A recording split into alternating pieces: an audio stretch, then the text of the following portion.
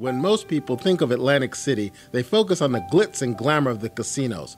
But casino jobs have not lifted every Atlantic City resident out of poverty. There are people who live in the resort who aren't doing as well as those who visit.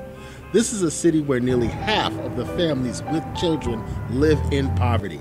One of those families is Nicole Fisher and her 6 children. My name is Nicole Fisher. I'm 43 years old, the mother of 6 children, raising them by myself in the streets of Atlantic City. What's the biggest challenge? Raising them up right, bringing them up right, making sure that they have the necessities that they need as far as a house, food, clothes, running water, they get to the doctors okay. That's basically it. My life today, supposed to 26 years ago, is a lot harder. 26 years ago, it wasn't, when I had my first child, it wasn't that hard. Nowadays, I'm raising children in the way the economy and everything is not good at all. You have to learn how to budget your money. You also have to learn how to bargain shop. It's really not easy. Sometimes you have to pinch from one bill or month to month to get what you need.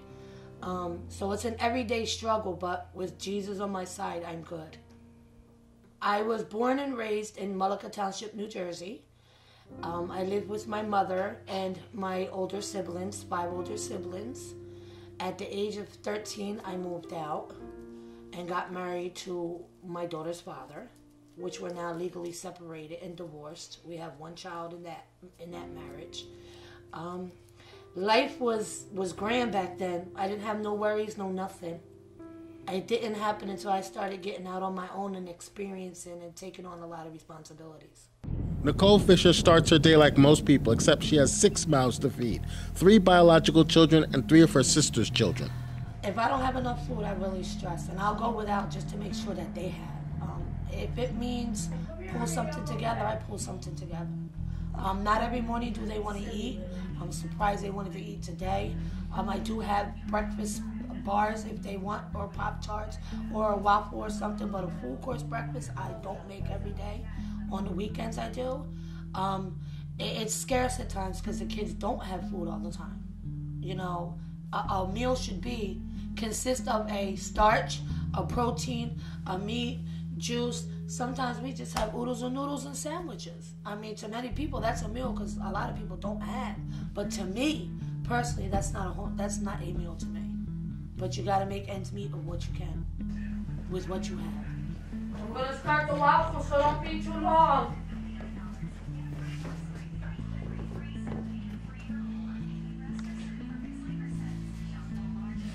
Carmenio!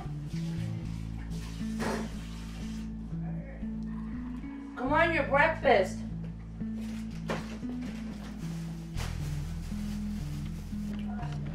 Well, since I'm the only girl in the house, I have to interact with the boys and stuff, so it's really rough. I barely have nobody to play with in this community. And I have to stay here because I don't like going outside. No, you and did. I like to interact with the boys. So Did you put deodorant? the only person that can go to is my aunt. So now I feel like coming down here. Kareem, you gonna get ready and walk on? Give me a hug. Everybody come in for the big hug. Taylor's a comical person. So give me the biggest hug you can give me. Ready? Go.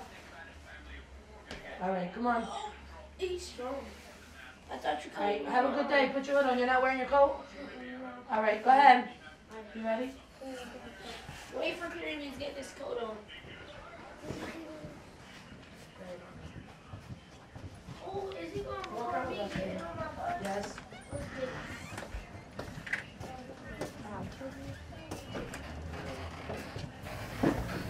I hope your bus ain't late. Have a good day. Give Kareem your hand. Nicole Fisher does receive a break on her finances during the academic year when her children are in school and at least receive free lunch.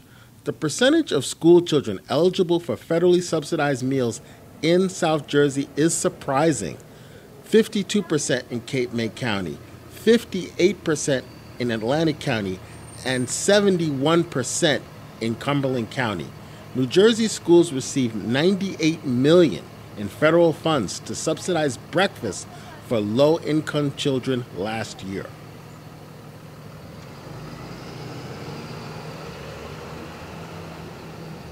Nicole Fisher talks about the highs and lows of relying on the government to provide for your family.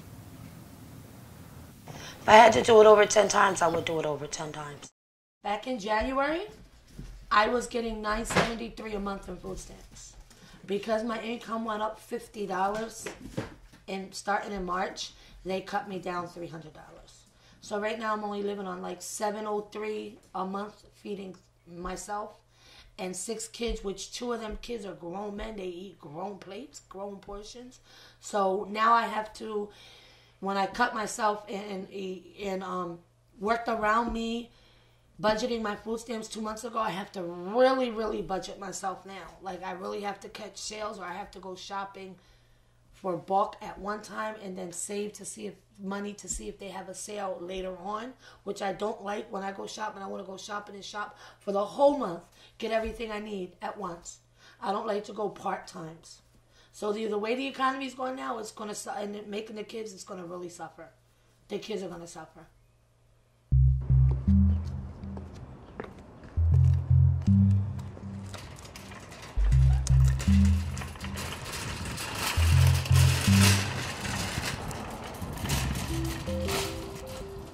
On a good day, it's lovely. Sun's shining, breezes, wind is blowing, air is going. In the wintertime, you're talking about blistering. Sometimes my legs are chilly. I get windburn from walking in the cold. Because I got to do what I got to do, whether there's rain, sleet, or snow on there. Whether I fall, climb, crawl, whatever, I got to make sure these kids eat. I'm the sole provider here. So whatever it takes for me to make sure these kids maintain and have what they have, that's what I'm going to do. When you have to account for every penny you have to live by rules when you shop. Budget your money. Go where your dollar is. If you see something at one store per se, ShopRite, and it's $3 cheaper at another store, go with the other store.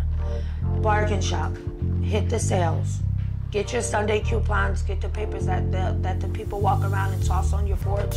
Pay close attention to your sales paper. Because I know if I'm going to see something that's at Sam's Club, no matter, and it's cheaper at Sam's than it is where I can get to and walk to, I'm going to get on the bus, I'm going to get a ride to get where I got to go where my dollar is to stretch my money for my children.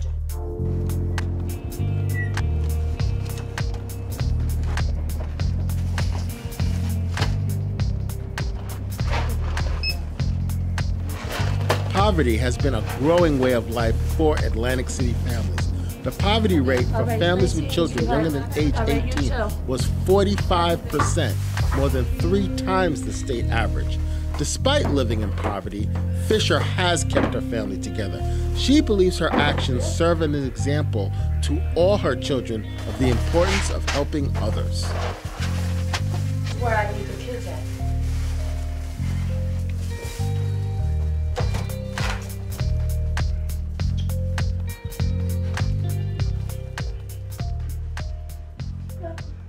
And this is the life of me.